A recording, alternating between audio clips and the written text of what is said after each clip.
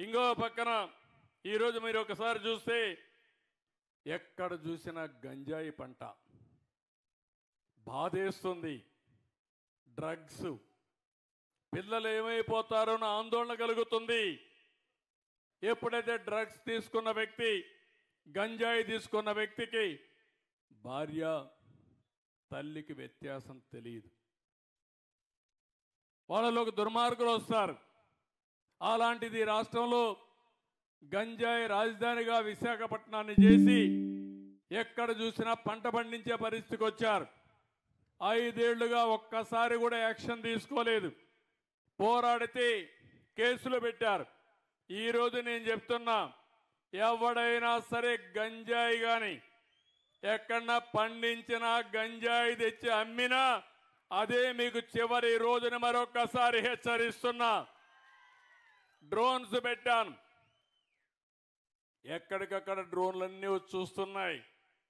దానికి కూడా పేరు డేగా అని పెట్టా, ఈగలని పేరు పెట్టా. రాష్ట్రం మొత్తం డేగ కన్ను పెట్టాం. ఎవరైనా సరే గంజాయి పండించినా, గంజాయి అమ్మినా, మత్తు పదార్థాలు అమ్మినా కబద్దార్ జాగ్రత్తగా ఉండమని మరొక్కసారి ఆంజనేయ స్వామి సాక్షిగా హెచ్చరిస్తున్నా. ఎందుకంటే సమాజ హితం కోసం పనిచేస్తున్నా. దానికి ఒక కమిటీ వేశాం, ఈగలనే ఫోర్స్ కూడా పెట్టాం. దీన్ని లాజికల్గా తీసుకెళ్తామని చెప్పి కూడా నేను మీకు తెలియజేస్తున్నా. ఈ రాష్ట్రంలో ల్యాండ్ మాఫియా లేకుండా చేస్తాం, శాండ్ మాఫియా లేకుండా చేస్తాం, గంజాయి మాఫియా లేకుండా చేస్తాం. కడాన పేదవాళ్ళకి ఇచ్చే రైసు కూడా, పేదవాళ్ళకి 2 రూపాయలకి ఉచితంగా బియ్యం ఇస్తే ఆ బియ్యాన్ని కూడా రీసైక్లింగ్ చేస్తున్నారు దొంగలు. దాన్ని కూడా మీకు చౌకగా 10 రూపాయలు ఇచ్చేసి 6 రూపాయలు 7 రూపాయలు మీకు ఇచ్చి ఆ బియ్యం తీసుకుపోయి విదేశాలకు అమ్ముకునే పరిస్థితికి వచ్చారు దుర్మార్గులు. నేను అందుకే చెప్తున్నా, ఎవరైతే రీసైక్లింగ్ చేస్తున్నారో మిమ్మల్ని కూడా హెచ్చరిస్తున్నా, వదిలిపెట్టడం జాగ్రత్తగా ఉండమని హెచ్చరిస్తున్నానని చెప్పి కూడా నేను మీకు తెలియజేస్తున్నా. పేదవాళ్ళు కొంతమంది ఆ బియ్యం తినే అలవాటు లేదు కాబట్టి పోతే పోయిందని మీరు అనుకుంటున్నారు, కానీ కొంతమంది దుర్మార్గులు తయారవుతున్నారు. దీనిపైన కూడా ఆలోచిస్తున్నా.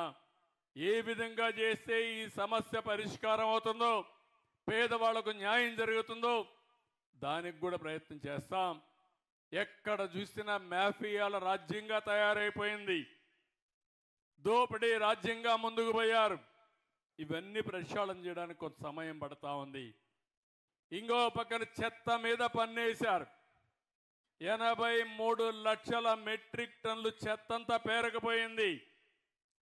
గ్రామాల్లో మీరు చూస్తే ఎక్కడికక్కడ చెత్తంతా రోడ్డు మీద వేసే పరిస్థితికి వచ్చారు. నేను అప్పట్లోనే దగ్గర 10,000 12,000 వేస్ట్ కాంపోస్ట్ అని షెడ్లు కట్టి అక్కడ ఎరువులు తయారు చేసి మళ్ళా పొలాలకు పంపించడం, సీసాలు ఇవన్నీ ఉంటే రీసైక్లింగ్ పంపించే ఏర్పాటు చేశాం. అవన్నీ మళ్ళీ పరిశుభ్రమైన గ్రామాలు చేస్తాం.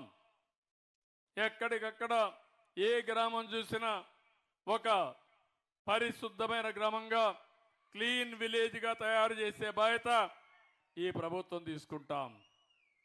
ఈరోజు నీ గ్రామానికి వస్తే మెజారిటీ అంతా కూడా బీసీలే. ఎప్పుడు బీసీలంటే తెలుగుదేశం పార్టీ. ఇప్పుడే కాదు, మొట్టమొదటి నుంచి కూడా ఎన్టీ రామారావు గారు పార్టీ పెట్టినప్పటి నుంచి పార్టీని ఆదరించింది ఇక్కడుండే బీసీలే.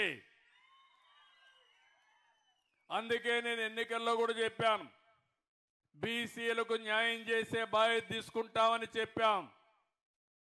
చేతి వృత్తులున్నాయి, కుల వృత్తులున్నాయి, వ్యవసాయ పనులున్నాయి. చాలామంది అయితే మిమ్మల్ని చూస్తే ఆ పనులన్నీ కూడా ఆధునీకరణలో మరుగైపోయి మీ జీవితాల్లో సమస్యలు వచ్చాయి. అందుకే మళ్ళీ మీకు న్యాయం చేసే బాధ్యత తీసుకుంటాం. ఇక్కడ మనం చూస్తే బోయలున్నారు, వాళ్ళకి చాలా సమస్యలు ఉన్నాయి. అందుకే ఈసారి మీరు చూసినప్పుడు ఇక్కడ ఎమ్మెల్యే ఎంపీ ఇద్దరు కూడా బోయ కులానికి ఇచ్చామంటే అది తెలుగుదేశం పార్టీ. లక్ష్మీనారాయణ గారు ఒక పక్కన, కాలువ శ్రీనివాసులు గారు ఇంకొక పక్కన అనంతపూర్ కానీ కర్నూలు కానీ ఏదైతే కురబ కులస్తులకు ఇచ్చాం, ఎమ్మెల్యేగా మంత్రిగా జిల్లాలో కురబకి ఇచ్చామంటే అది తెలుగుదేశం పార్టీ. పేదల పట్ల బీసీల పట్ల ఉండే సానుకూలత అని చెప్పి కూడా నేను మీకు తెలియజేస్తున్నా. ప్రతి ఒక్క కులాన్ని పైకి తీసుకురావడానికి ఆలోచిస్తున్నాను. గీత కార్మికులు వాళ్ళంతా కూడా ఒకప్పుడు కళ్ళు గీసేవాళ్ళు, చిన్న చిన్న సారా అంగుళ్ళు పెట్టుకునేవాళ్ళు. ఇప్పుడు మొత్తం పోయినాయి. అందుకే రాష్ట్రంలో 10% మద్యం షాపులన్నీ గీత కార్మికులకే కేటాయిస్తున్నాను.